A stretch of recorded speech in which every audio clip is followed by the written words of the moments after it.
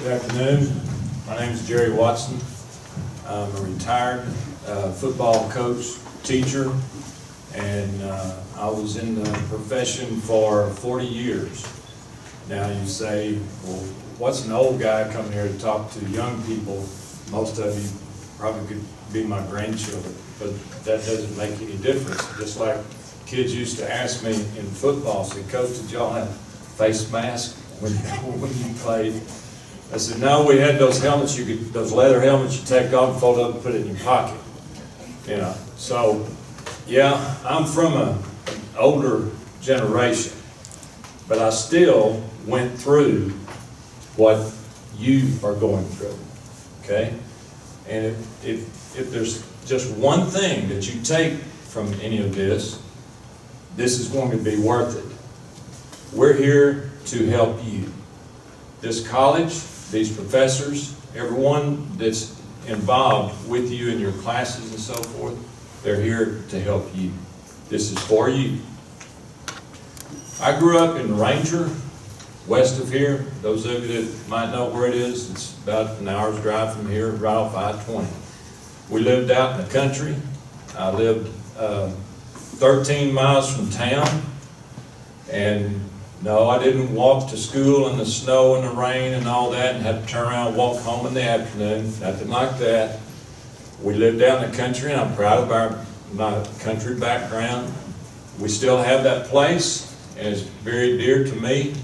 But it was a situation where I learned a good work ethic. My parents were very good. They provided for us. We had everything that we needed. We didn't have much money. My dad worked 2 jobs. My mom worked.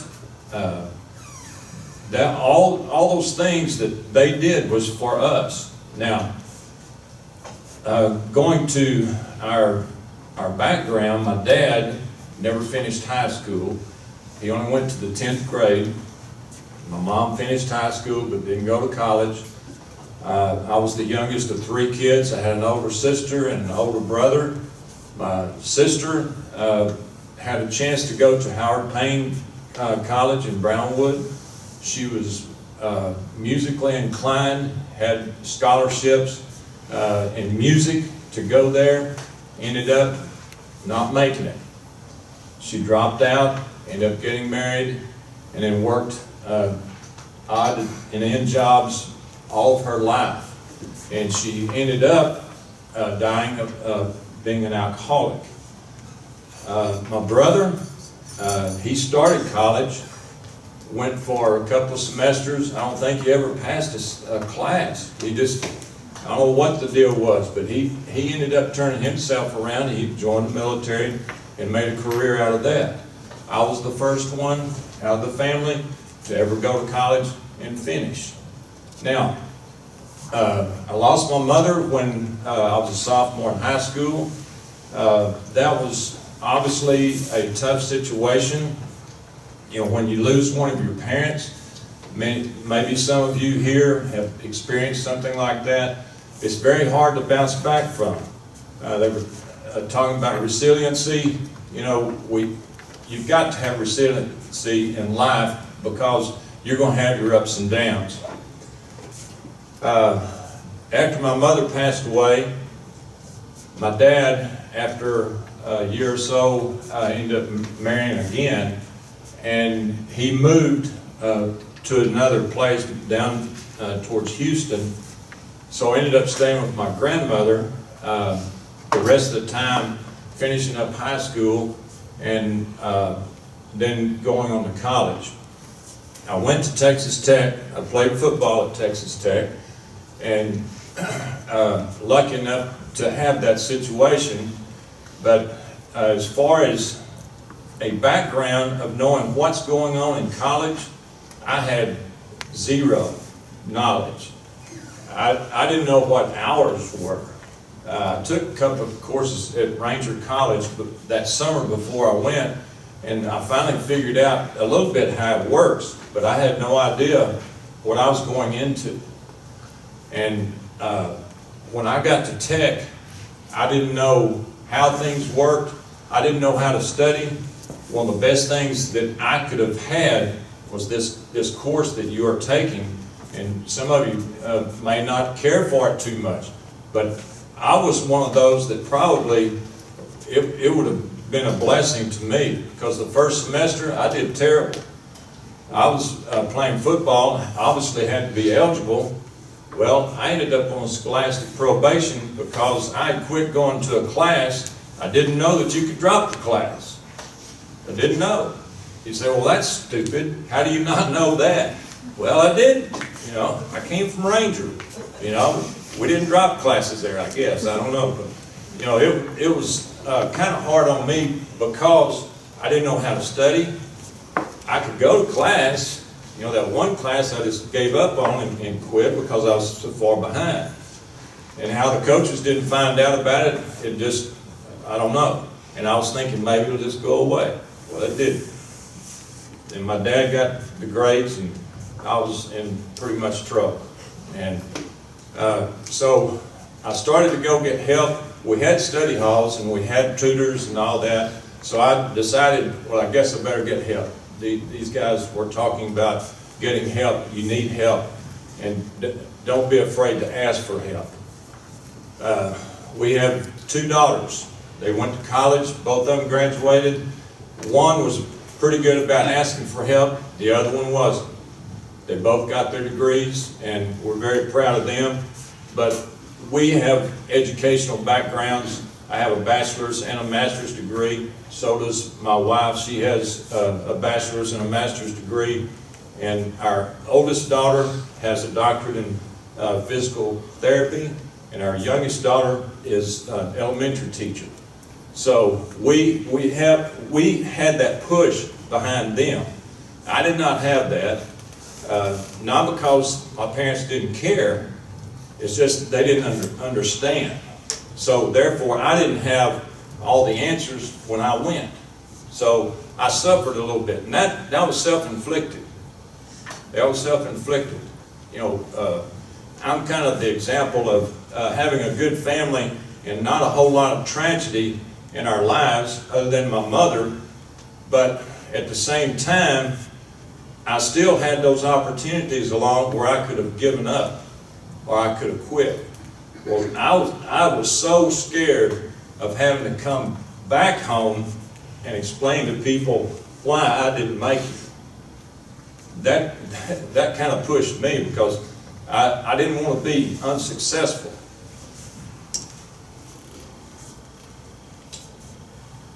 Don't let your background be a crutch for you. You know, whatever has happened to you or your family in your life, don't let it hold you back. Oh, I can't do that. I don't have the money. I can't do that. I'm not smart enough. I can't do that because of this, because of that. Let it be like you saw some examples here of how it propelled them into becoming better, and even at a later age, whatever. Use it to project yourself into this thing.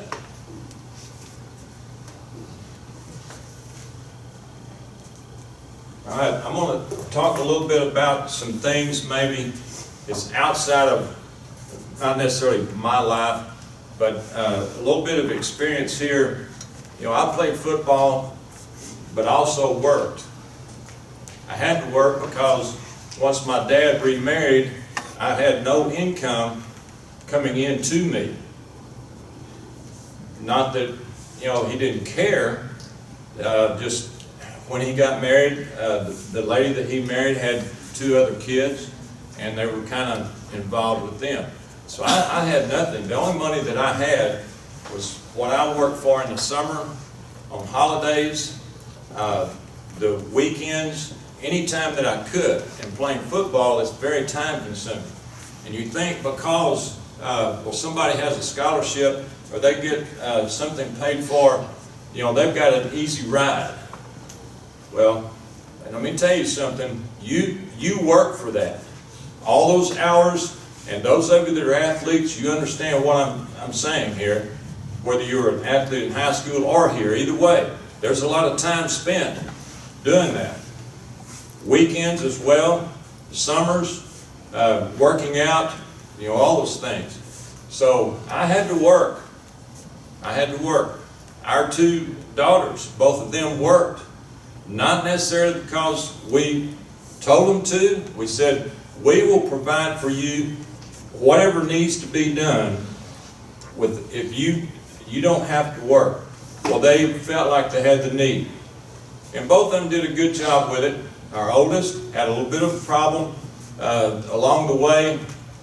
She was working at Red Lobster in Lubbock, Texas, and she got really into the job.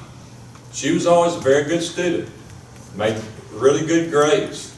Well, her grades started to suffer because the job got bigger than her and bigger than what she was there to do. So it's okay to work. If you have to work, that's okay. He mentioned over there he's a full-time father, full-time, he's working full-time, going to school full-time. I don't know how he does it. Same way with him, with the situation with his son. But it's amazing what people do to get a better life. And my education is the reason that I can be right here today, retired, after 40 years of my service into what I wanted to do. It's a reward to me. But it goes back to my education. Had I given up after that first semester or the second semester or whatever, I could have fallen through the cracks just like anybody else. But I chose, and I had whatever it takes inside of me to keep going. So if you've got a job, just be careful with that. Okay? All right. Now I'm gonna get on the soapbox a little bit here and get after you a little bit about going to class. All right. Now the one thing that we told our daughters, I don't care what you make in that class. I mean, obviously I want you to pass, but you better get your butt out of bed and go to school. Okay? That's the easy part. That's one thing you can do, is go to class. All right, why do you not go to class? Oversleep. Why do you oversleep? You stay up too late. Right? You get in there and you're playing games or watching TV, whatever it is. Visiting with friends, it doesn't make any difference. Next thing you know, it's 1, 2, 3 o'clock in the morning. And I know it happens because I was a coach and a teacher for 40 years. And I know exactly what kids do. We had 2 kids of our own. But they went to bed. Now, we don't know everything they did in college. And some of it I probably don't want to know. But they were to go to class. And that's one thing that you can do. You may not make an A in every class, but you can get up and go to school. Okay? Now, that's the father in me coming out, I guess. But, and maybe the coach too, because I preached it to the players forever. Go to school, sit on the front row if you have to. There's nothing wrong with that. Sit down in your seat, get quiet, pay attention, and do your work.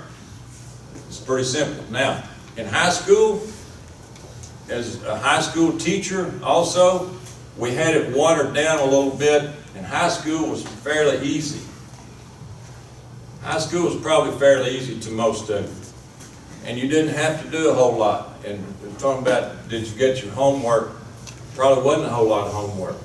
Homework, has kind of gone away with the wind, because kids don't do it anyway. So a lot of teachers don't assign it. Now in college, first time you've been away from home, you're making all your decisions now. When to get up, when to go to bed, where you're going to go eat, if you're going to go out and play and party, are you going to study? First time maybe in your life that there hadn't been somebody there saying, now you need to do this, you need to do that. Now you may get a call from your mother or your dad saying, did you take care of this? Oh yeah, I took care of that. Well, they're still not there to kind of hover over you.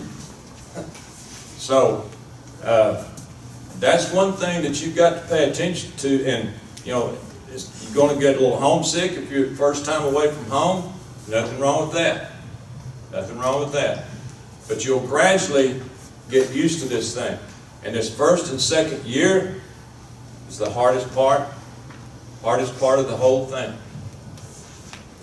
Because it's new, it's different. College is not high school.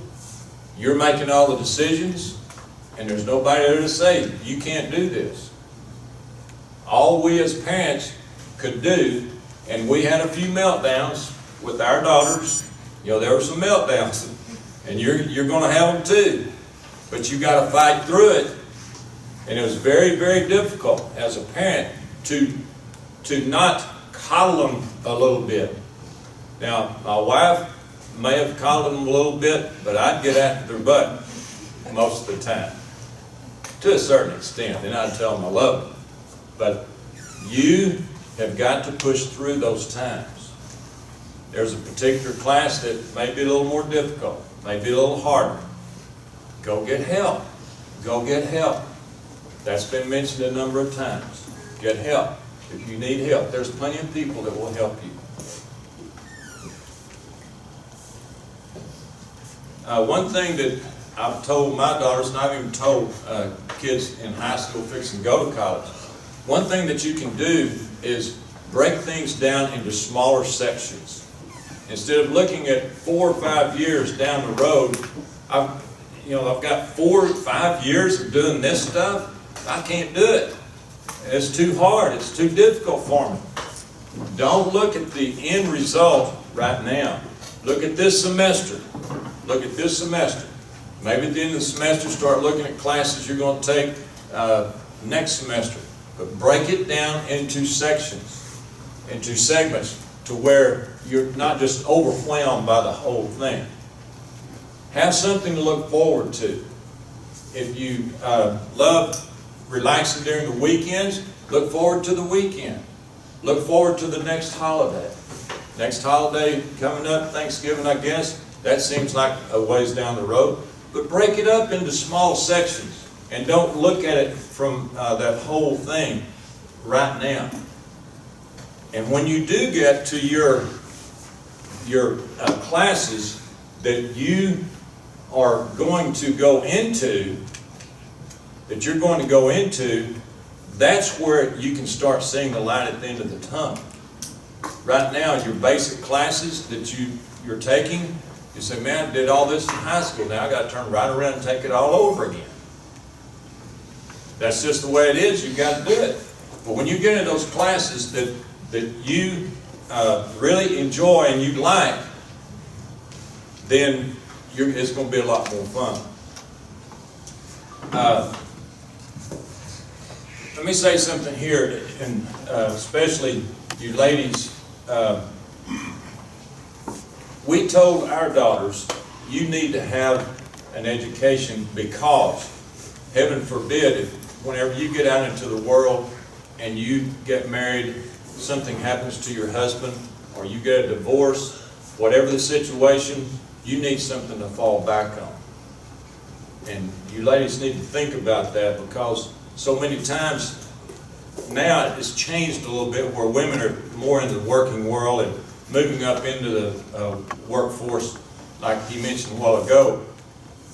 But you need something to fall back on if something happens down the road. And make sure that you get that so that you're not left behind. I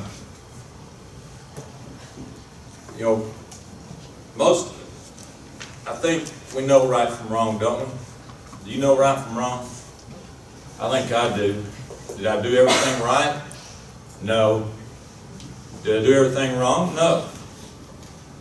But the second or the minute that you start to do something that's wrong, and I'm not talking about being a criminal, I'm just talking about being right with people, doing the right thing, doing your homework, so to speak, studying like you're supposed to, going to class like you're supposed to. The second that you don't do that, you know you're not doing the right thing. So have a little talk with yourself every once in a while, because this whole thing is for you. And if somebody pulls you one way or the other, trying to keep this from you, then you need to stay away from it. People have a tendency to attract themselves to people that are like themselves. And if you're a fun-loving, like to have a good time type person, you kind of attract to those kind of people.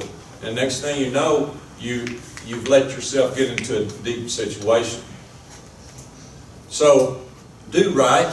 You know right from wrong. So have more rights than you do wrongs. And it's been mentioned a couple of times. Have a goal. Your goal is your degree plan.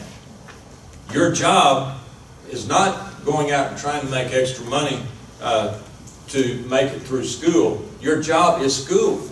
That's your job right now. That is your job.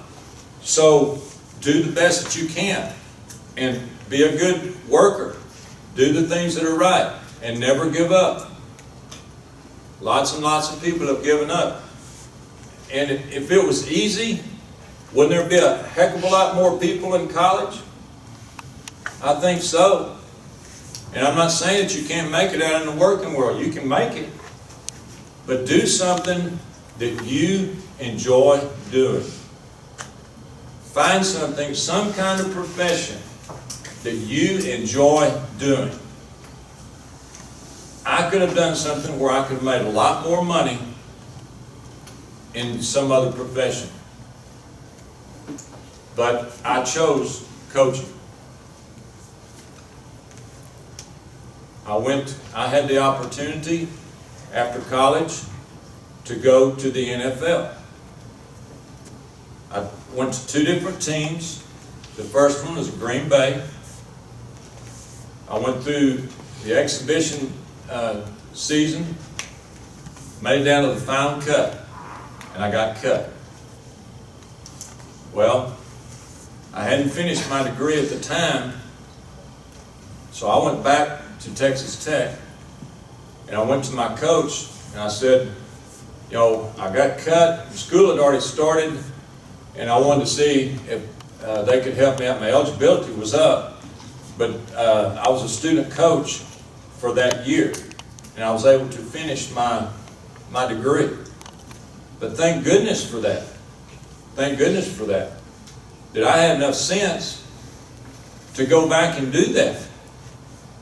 Because I could have just, you know, I'd be that close and then not do it. I've seen people do that too. So at any point in time, there can be a crack that you can fall through if you let it. I still wasn't through at football. I wanted to keep trying, so I tried one more time. I went to San Diego. Same scenario. Went through that whole thing, got cut again. Now, I was almost there. I wasn't quite there.